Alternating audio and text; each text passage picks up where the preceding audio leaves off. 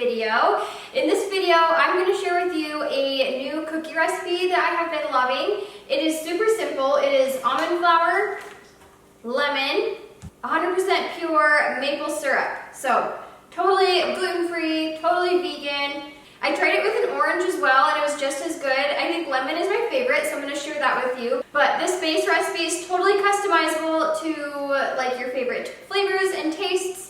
So without further ado, let's just jump right into the recipe.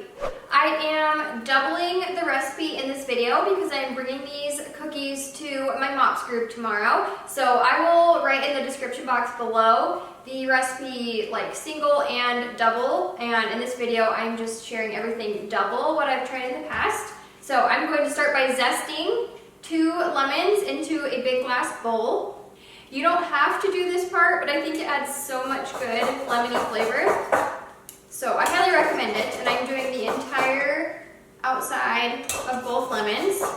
Okay, then I can set my big bowl to the side, and I'm going to juice all of the juice out of both lemons. Next, I'm going to add all of that juice into the big bowl with our lemon zest. Mix that around a little bit. Next, I'm going to add 1/4 cup of maple syrup, and this can be switched out with whatever sweetener that you like to use, but I think it's really good with maple syrup. And lastly, I'm adding about 2 cups of almond flour. But this is the ingredient that you kind of have to adjust depending on the size of your lemon, because you'll get a different amount of lemon juice each time. So I will start with 2 cups and we will go from there. So this batter is going to be pretty sticky, but if it's too wet, I will just add a little bit more almond flour.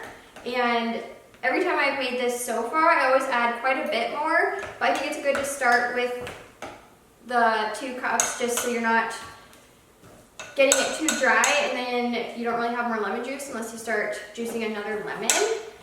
So I don't know if you can see that. It is pretty sticky, but not too wet. It's pretty close to what I want, so I'm just going to sprinkle in a little bit more. It's still very sticky. It's not dry at all, but it's getting very thick and hard to stir, and that is exactly what I'm looking for.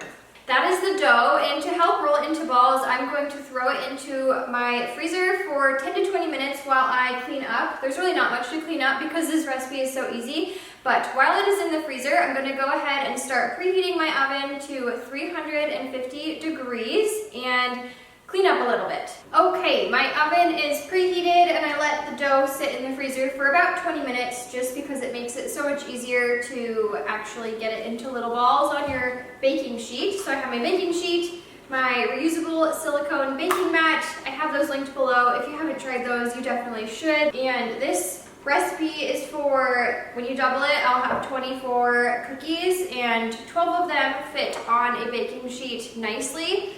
And unfortunately, I only have 1 baking sheet. So I'm gonna go ahead and do 12 and end the video with you guys, and then I will do my second batch. But if you have 2 baking sheets, you can go ahead and do like all 24 at once. I'm not rolling them like too much because I don't want to warm it up. I'm scooping about a tablespoon. It's kind of a heaping tablespoon. And then I'm just lightly forming it into a ball, and I'm gonna do 12 of these. Then with a wet fork, I don't know if it's because it makes it cold or because it's a little bit wet, but it makes it easier to press down on the cookies if you run it under some cold water first. So I'm just going to do like a little crisscross pattern on each cookie dough ball, and it kind of just flattens it out too so it will cook a little bit more evenly.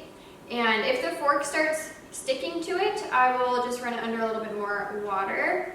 Now I'm just going to pop these in the oven for about 12 minutes and then check them, and I will check back in with you guys after that. Alright, I pulled them out at about 15 minutes and they still feel a little soft in the middle, but if you just leave them to continue cooking on the baking sheet and like totally cool on the baking sheet, then they actually come out better than if you like set them on a cooling rack. So I'm just going to let these cool all the way down on here and they will be ready to go. They smell so good and I just love how easy this recipe is. So if you enjoyed this video and want to see more recipes like this, make sure and give it a thumbs up and let me know in the comments below. But that is it for this video. So thank you guys so much for watching. watching. Make sure and let me know if you're going to try it and what you think if you do. All right, I will see you next week in my next video. Bye, guys.